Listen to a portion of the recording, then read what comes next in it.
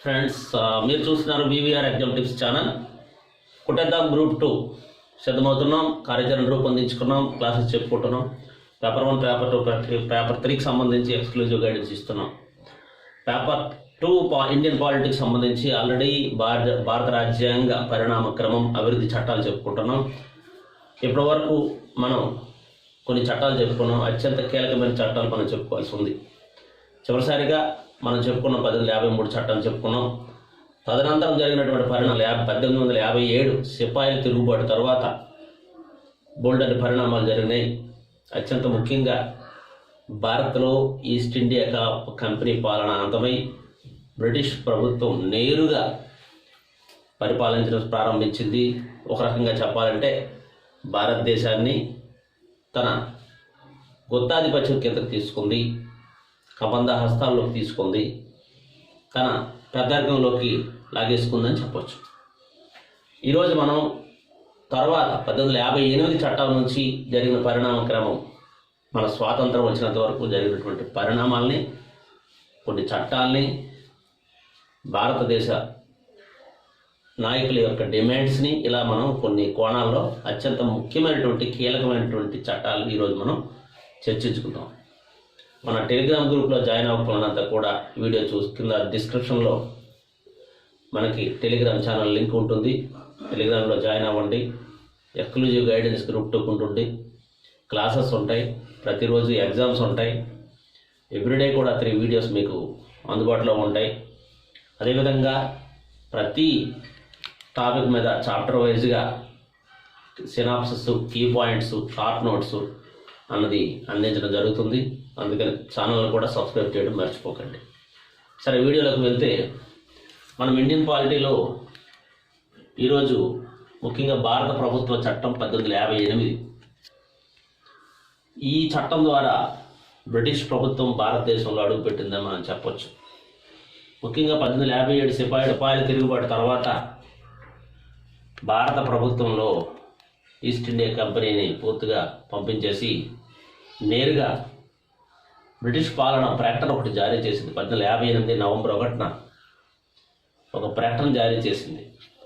ఈ ప్రకటన కారణంగా, ప్రకటన ప్రాప్తికి భారతదేశ బ్రిటిష్ రాణి ప్రతినిధిగా ఒకరు ఉంటారని, ఆయన్ని వైస్రాయ్ అని పిలుస్తారని చెప్పుకొచ్చారు. అంటే అంతవరకు ఉన్నటువంటి గవర్నర్ జనరల్ ఆఫ్ ఇండియా అనే పదవి కాస్త వైస్రాయ్గా మారింది. ఆ రకంగా భారతదేశానికి వచ్చినటువంటి మొట్టమొదటి వైస్రాయ్ లార్డ్ కానింగ్. మనం ఇక్కడ గమనించాల్సింది ఏంటంటే 1773లో East India Company first regulating చట్టం చేసినప్పుడు బెంగాల్ గవర్నర్గా ఉన్నటువంటి వ్యక్తి బెంగాల్ గవర్నర్ జనరల్ అయ్యాడు. అది వార్న్ హేస్టింగ్స్. తర్వాత 1833లో బెంగాల్ గవర్నర్ జనరల్ కాస్త భారతదేశ గవర్నర్ జనరల్ అయ్యాడు. అది విలియం బెంటింగ్. ఇకపోతే 1858లో భారతదేశ గవర్నర్ జనరల్ కాస్త వైస్రాయ్గా మారాడు. ఈ 3 దశల్ని మనం ఖచ్చితంగా గుర్తుంచుకోవాలి. మొదటి వైస్రాయ్ కానింగ్, అంటే మొదటి governor general Warren Hasting, India governor general William Bentinck, భారతదేశ మొదటి వైస్రాయ్ లార్డ్ కానింగ్. ఇవి ఇంపార్టెంట్. వీటిని ఆ వరుస క్రమంలో మనం ఉద్యోగం రాసుకుంటే మర్చిపోం. ఇకపోతే ఇంకొక చేంజ్ కూడా చేశారు ఇక్కడ. వైస్రాయ్ అంటే రాజప్రతినిధి. ముఖ్యంగా అక్కడ ఉన్నటువంటి బ్రిటిష్ రాణికి తరపున ఇక్కడ భారతదేశంలో ప్రాతినిధ్యం వహిస్తారు. అదే సమయంలో భారతదేశంలో కూడా ఒక భారత రాజ్య కార్యదర్శిగా ఒక పదవిని సృష్టించింది బ్రిటిష్ ప్రభుత్వం. అత్యంత పవర్ఫుల్ పదవి అన్నమాట ఇది. ఈ భారత రాజ్య కార్యదర్శికి సర్వాధికారాలు కట్టబెట్టింది. ఈ రాజ్య కార్యదర్శికి ఒక 15 మంది సభ్యుల సలహా మండలిని కూడా ఏర్పాటు చేసింది. ఆ రకంగా తొలి భారత రాజ్య కార్యదర్శి చార్లెస్ వుడ్. ఇది కూడా ఇంపార్టెంట్, మనం గుర్తుపెట్టుకోవాలా. ఇది భారత ప్రభుత్వ చట్టం ద్వారా భారతదేశంలో బ్రిటిష్ ప్రభుత్వం తీసుకొచ్చినటువంటి సంస్కరణల లక్ష్యం. రైట్. ఇక రెండోది చూసుకుంటే భారత కౌన్సిల్ చట్టం. కౌన్సిల్ అంటే శాసనాలు, అంటే భారతదేశంలో పరిపాలనకు సంబంధించినటువంటి కొన్ని శాసనాలు చేయడాన్ని కొన్ని చట్టాలు రూపొందిస్తారు శాసనాలు చేయడానికి. ఆ శాసనాలని కౌన్సిల్ చట్టాలు అని పిలుస్తారు. ఇవి ముఖ్యంగా 1858లో చేసినటువంటి భారత ప్రభుత్వం చట్టం లోపాలు ఏవైనా ఉంటే వాటిని సరిదిద్ది మళ్ళీ మరో చట్టం తీసుకొచ్చారు. అదే కౌన్సిల్ చట్టం అని పిలుస్తారు దీన్ని. 1861 ముఖ్యంగా శాసనాల నిర్మాణ ప్రక్రియలో భారతీయులకు కూడా అవకాశం కల్పించాలి అని చెప్పి ఒక ఆలోచన చేశారు. అంటే ఇక్కడ మనం ఒకటి గమనించాలి, భారతీయులకి ఏంట్రా బాబు అవకాశం కల్పించారని మనం అనుకోవచ్చు. కానీ అనధికార సభ్యులుగా భారతదేశంలో బ్రిటిష్ ప్రభుత్వం చేసే శాసనాల నిర్ణయానికి సంబంధించి అధికారిక సభ్యులు, అనధికారిక సభ్యులని ఉంటారు. భారతదేశ కౌన్సిల్లో, బ్రిటిష్ కౌన్సిల్లో, అందులో అనధికార సభ్యుల కోటాలో వీళ్ళు అవకాశం కల్పించారు. ఆ రకంగా భారతీయులకు కూడా బెనారస్ రాజుని, దినకర్ రావు అని ఒక ఆయన్ని, అలాగే పాటియాల మహారాజుని, ఒక ముగ్గురిని ఇలాంటి సలహాదారులుగా తీసుకున్నారు. అలాగే పోర్టుఫోలియో విధానం అంటే మంత్రివర్గం వారి విధులు, కొందరు మంత్రులు నియమించడం, ఆ మంత్రులకి కొన్ని విధుల్ని కేటాయించడం, ఇది పోర్టుఫోలియో విధానం. యాక్చువల్గా ఇది అంతకుముందే 1859లోనే ఉండేది. బట్ దాన్ని కొనసాగించారు. పోర్టుఫోలియో విధానం 1859 నాటికి డెవలప్ చేశారు. ఇకపోతే శాసన కౌన్సిల్ అనేవి ఉన్నాయి కదా, ఈ శాసన కౌన్సిల్ అనుమతితోటి అప్పటి వరకు ఏ చట్టమైనా అమలు అయ్యేది.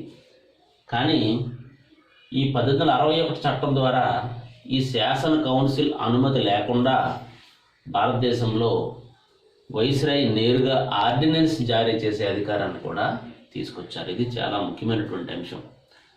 ఆర్డినెన్స్ అనే దాన్ని తొలిసారిగా ఉపయోగించినటువంటి చట్టం ఏదంటే 1861 కౌన్సిల్ చట్టం. అదేవిధంగా 1860లో బడ్జెట్ని ప్రవేశపెట్టారు.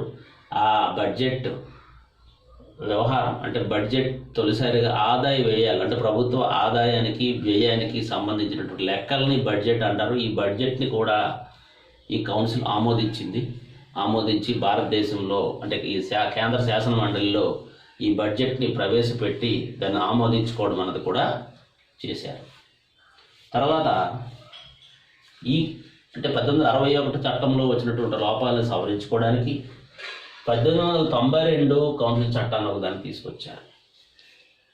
ఇందులో కూడా కేంద్ర శాసనసభ, రాష్ట్ర శాసనసభ అని చెప్పి మనం ముందే చెప్పుకున్నాం. కేంద్ర శాసనసభ, రాష్ట్ర శాసనసభ, రాష్ట్ర స్థాయిలో రాష్ట్ర శాసనసభలు, కేంద్ర స్థాయిలో కేంద్ర శాసనసభ్యులు. కేంద్ర శాసనసభలో అధికారిక సభ్యులు, అనధికారిక సభ్యులు, హోదా గల సభ్యులు, ఇలా రకరకాలుగా ఉంటారు. మనకేంటంటే మన పరీక్ష కోణంలో ఇవి అంత ఇంపార్టెంట్ అయితే కాదు. ఈ చట్టాలకు సంబంధించి ఇలా ప్రతి సంస్కరణని మనం చదవాల్సిన అవసరం లేదు, మీరు కంగారు పడద్దు. అత్యంత కీలకమైనటువంటి పాయింట్స్ని మేము ముందుంచే ప్రయత్నం చేస్తున్నాను. ఇక్కడ ఈ అనధికార సభ్యుల సంఖ్య 10 నుంచి 16 మంది. రాష్ట్ర స్థాయిలో ఉన్నటువంటి శాసనసభలో 8 నుంచి 20 మంది ఉన్నారు. ఇక్కడ కూడా ఈ సభ్యుల సంఖ్య మనకు అవసరం లేదు. కాకపోతే ఇక్కడ ఈ సభ్యుల సంఖ్య రాయాల్సినటువంటి అవసరం ఎందుకు వచ్చిందంటే ఇందులో మన భారతీయులకు చోటు కల్పించారనమాట. ఈ అనధికార సభ్యుల లిస్టులో మన భారతీయులకి గోపాలకృష్ణ గోఖలే, ఫిరోజ్ షా మెహతా, సురేంద్రనాథ్ బెనర్జీ, రాజ్ బిహారీ బోస్. గోపాలకృష్ణ గోఖలే, ఫిరోజ్ షా మెహతా, సురేంద్రనాథ్ బెనర్జీ, రాజ్ బిహారీ బోస్ అనే నలుగురిని కేంద్ర శాసనసభలో అనధికార సభ్యుల్లోగా గుర్తించారు. అందుకు మనం ఇక్కడ ఈ అనధికార సభ్యులు అనే ప్రస్తావన తెచ్చాను. మామూలుగా అయితే ఈ అనధికార సభ్యులు కానీ సంఖ్య కానీ మనకు పరీక్ష కోణంలో ఇప్పటివరకు రాలేదు, వచ్చే అవకాశం కూడా లేదు. దానికోసం మనం ఆలోచించక్కర్లేదు. కేవలం ఈ చట్టపరంగా మనం గమనించాల్సింది ఏంటంటే మన భారతీయులకు చోటు కల్పించిన ముందు కూడా మనకి అంటే 1861లో బెనారస్ రాజు, పాటియాల రాజు, దినకర్ రావులకు చోటు కల్పించారు శాసన నిర్మాణ ప్రక్రియలో. తర్వాత 1892లో కేంద్ర శాసనసభలో అనధికార సభ్యులుగా చోటు కల్పించిన గోపాలకృష్ణ గోఖలే, ఫిరోజ్ షా మెహతా, సురేంద్రనాథ్ బెనర్జీ, రాజ్ బిహారీ బోస్. ఇలా గుర్తుపెట్టుకుంటే సరిపోతుంది. లేకపోతే దీని నుంచి మరికొన్ని తప్పులు సవరించడం 9 కౌన్సిల్ చట్టం 1909 చేశారు. దీన్ని మార్లే మింటో అంటారు. సెంట్రల్గా మనం మన పుస్తకాల్లో, మన పాఠ్య పుస్తకాల్లో ఎక్కువగా మింటో మార్లే అని ఉంటుంది మనకి. అంటే ఇంటర్మీడియట్లో కానీ డిగ్రీ పాఠ్య పుస్తకాల్లో మనకి మింటో మార్లే అని ఉంటుంది. కానీ వాస్తవంగా మార్లే మింటో అనాలి. ఎందుకంటే మనకి మార్లే అని ఆయన భారత రాజ్య కార్యదర్శిగా ఉన్నారు, మింటో ఆయన వైస్రాయ్గా ఉన్నాడు. కార్యదర్శి పేరు ముందు రావాలి, వైస్రాయ్ పేరు తర్వాత రావాలి. అది ఒక ఆనవాయితీ. ఈ చట్టానికి ఇది కౌన్సిల్ చట్టమే 1909. కానీ ఈ వీళ్ళు చేసిన సంస్కరణల ప్రాధాన్యం మన చరిత్రకారులు ఏమన్నారంటే ఈ 1909 అంటే మార్లమెంట్ అన్నది కరెక్ట్. ఇక్కడ గమనిస్తే కార్యనిర్వాహక కౌన్సిల్ అన్నది మనం చెప్పుకున్నాం ఇంతకు ముందే. ఇక్కడ ఉన్నటువంటి కార్యనిర్వాహక కౌన్సిల్ ఏదో 10 నుంచి 16 అని ఉన్నారు. ఇది 16 నుంచి 60 చేశారు. ఈ గవర్నర్ జనరల్ అండర్లో ఉన్నటువంటి ఈ శాసన మండలి ఏదైతే ఉందో ఆ శాసన మండలిని 4 భాగాలుగా విభజించారు. అధికారిక సభ్యులు, అనధికారిక సభ్యులు, పాదారీత్యా సభ్యులు, ఎన్నికైనటువంటి సభ్యులు 4 రకాలుగా విభజించారు. ముఖ్యంగా ఈ కార్యనిర్వాహక కౌన్సిల్లో భారతీయులకు సభ్యత్వం కల్పించారు. ఈ కార్యనిర్వాహక కౌన్సిల్లో భారతీయులకి సభ్యత్వం కల్పించారు. తొలి భారతీయుడు సత్యేంద్ర ప్రసాద్, గుర్తుపెట్టుకోవాలి, ఇది చాలా ఇంపార్టెంట్. 1909 చట్టంలో ఏర్పాటు చేసినటువంటి కార్యనిర్వాహక కౌన్సిల్లో భారతీయులకు సభ్యత్వం కల్పించారు. ఈ భారతీయుడు సత్యేంద్ర ప్రసాద్.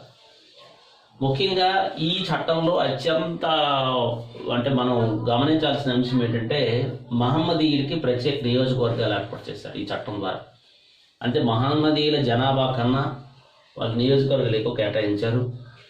ఎన్నికయ్యే సభ్యులు అనేసి ఇక్కడ చెప్పాను కదా, శాసన మండలికి ఎన్నికయ్యే సభ్యులు. ఆ ఎన్నుకునే సభ్యులు మహమ్మదీయులు ఎన్నుకునే విధంగా చేశారు. ఆ రకంగా మహమ్మదీయులకి అత్యంత ప్రాధాన్యత ఇచ్చినటువంటి చట్టంగా చెప్పుకోవచ్చు. అందుకే ఈ మింటోని, వైస్రాయ్ని మత నియోజకవర్గాల పిత అని పిలుస్తారు. మింటోని మత నియోజకవర్గాల పితగా పిలుస్తారు. వాస్తవంగా జనాభాకు మించి ప్రాతినిధ్యం వహించడం వల్ల ఇది వివాదాస్పదమైంది. ముఖ్యంగా అసలైన స్వరూపానికి బదులు నీడలాంటి ఆకారాన్ని ఇచ్చిందని, భారతదేశంలో ముస్లింలకి హిందువులకి మధ్య వేర్పాటువాద బీజాలు వేసిందని అప్పట్లో జవహర్లాల్ నెహ్రూ ఈ చట్టం గురించి తీవ్రంగా వ్యాఖ్యానం చేశారు.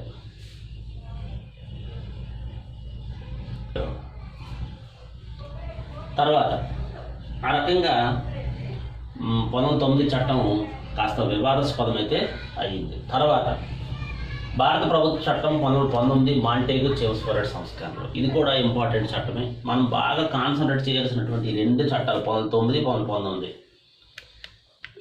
ఈ 1919 చట్టానికి ముందు 1917లో ఆగస్టు డిక్లరేషన్ అనేది ఒకటి వచ్చిందనమాట. ఈ ఆగస్టు డిక్లరేషన్ ఏంటంటే భారతదేశంలో బాధ్యతాయుత ప్రభుత్వాన్ని ఏర్పాటు చేస్తామని చెప్పి బ్రిటిష్ ప్రభుత్వం ఒక ప్రకటన చేసింది. ఇది అంటే ఆగస్టు డిక్లరేషన్ అంటారు.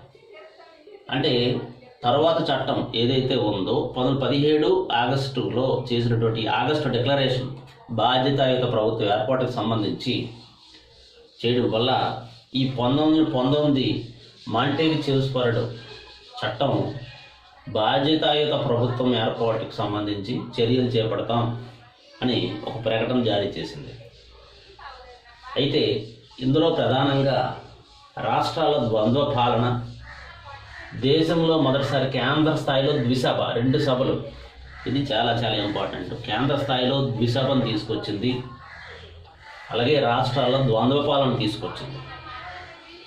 అంటే రాష్ట్రాల్లో రిజర్వ్డ్ శాఖలని, ట్రాన్స్ఫర్డ్ శాఖలని ఇలాంటివి కూడా తీసుకొచ్చారు. మనం మరీ అంత లోతుల్లోకి వెళ్ళాల్సిన అవసరం లేదు. బట్ రాష్ట్రాల్లో ద్వంద్వ పాలన, కేంద్ర స్థాయిలో ద్విసభ.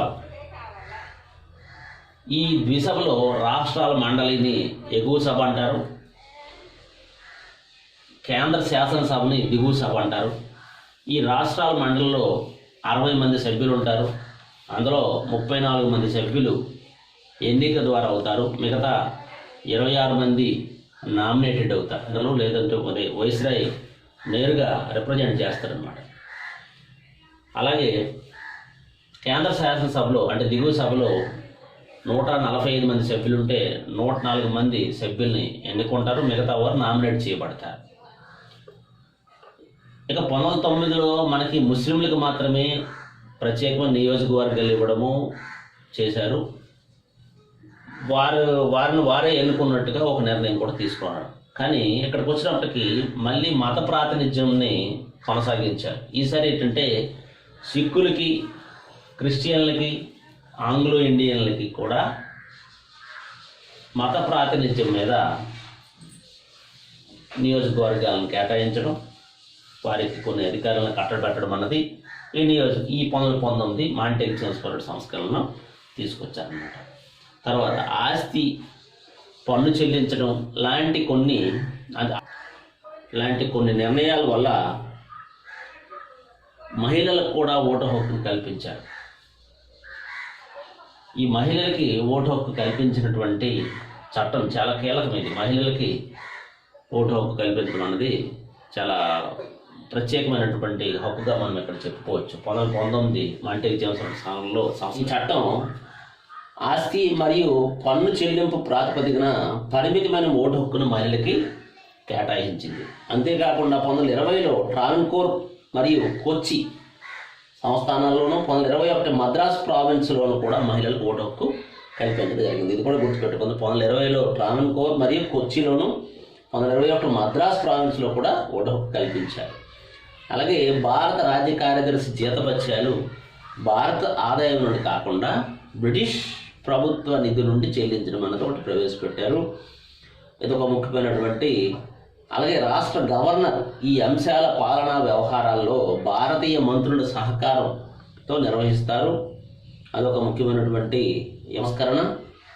తర్వాత లండన్లో భారత వ్యవహారాలు చూడడానికి, భారతదేశం యొక్క పాలన, ముఖ్యంగా రెవెన్యూ పరిపాలనా విభాగాలను పర్యవేక్షించడానికి భారత హై కమిషనర్ అన్నటువంటి ఒక పదవిని సృష్టించారు. ఇది ఇప్పటికీ కొనసాగుతుంది పదవి. ఈ భారత హై కమిషనర్ అనే పదవి సృష్టించినటువంటి చట్టం 1919 చట్టం. అది ఒకటి మనం గుర్తుపెట్టుకోవాలి. ఆ రకంగా ఈ చట్టాన్ని తీసుకొచ్చారు. అలాగే కేంద్ర రాష్ట్ర బడ్జెట్లని వేరు చేశారు. ఇక లీ కమిషన్ సూచన మేరకు 1923-24లో వచ్చినటువంటి లీ కమిషన్ సూచన మేరకు భారతదేశంలో ఒక పబ్లిక్ సర్వీస్ కమిషన్ అమలు చేశారు. 1926 నుంచి ఇది అమలైంది. భారతదేశంలో 1926 నుంచి పబ్లిక్ సర్వీస్ కమిషన్ అన్నది ఒకటి ప్రవేశపెట్టారు. అలాగే ఒక ఆడిటర్ జనరల్ అనే పదాన్ని కూడా తీసుకొచ్చారు. ఆడిటర్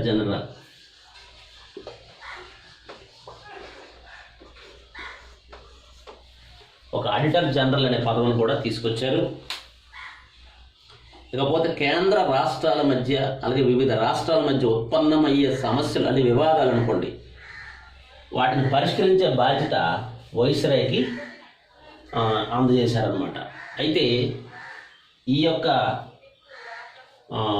చట్టానికి కూడా కొన్ని విమర్శలు ఉన్నాయి. వాటిని ముఖ్యంగా బాలగంగాధర్ తిలక్ దీన్ని సూర్యుడు లేని ఉదయం అని చెప్పి బాలగంగాధర్ తిలక్ అభిప్రాయపడ్డారు. అదేవిధంగా ఇలాంటి చట్టాలని స్వీకరించడం భారతీయులకు తగదని శ్రీమతి అనిబిసెంట్ అన్నారు. అంటే ఈ రకంగా విమర్శలు ఎదుర్కొన్నాయి. ప్రతి చట్టం మీద కూడా ఒక కొటేషన్ ఉంది, మనం అది బాగా గుర్తుపెట్టుకోవాల్సి ఉంటుంది. ఆ రకంగా మనం కొన్ని చట్టాలకు అసలైన స్వరూపానికి బదులు నీడలాంటి ఆకారం ఇచ్చిందని చెప్పిన చట్టం 19. సూర్యుడు లేని ఉదయం అన్న చట్టము 19. భారతదేశంలో మనం ఈ కొన్ని అంశాలు ఉన్నాయి చూడండి. ముఖ్యంగా సూర్యుడు లేని ఉదయం అని బాలగంగాధర్ తిలక్ 1919 చట్టాన్ని, అంటే అసలైన స్వరూపానికి బదులు నీడలాంటి ఆకారం ఈ చట్టం అని చెప్పి 1919 చట్టం జవహర్లాల్ నెహ్రూ అంటే.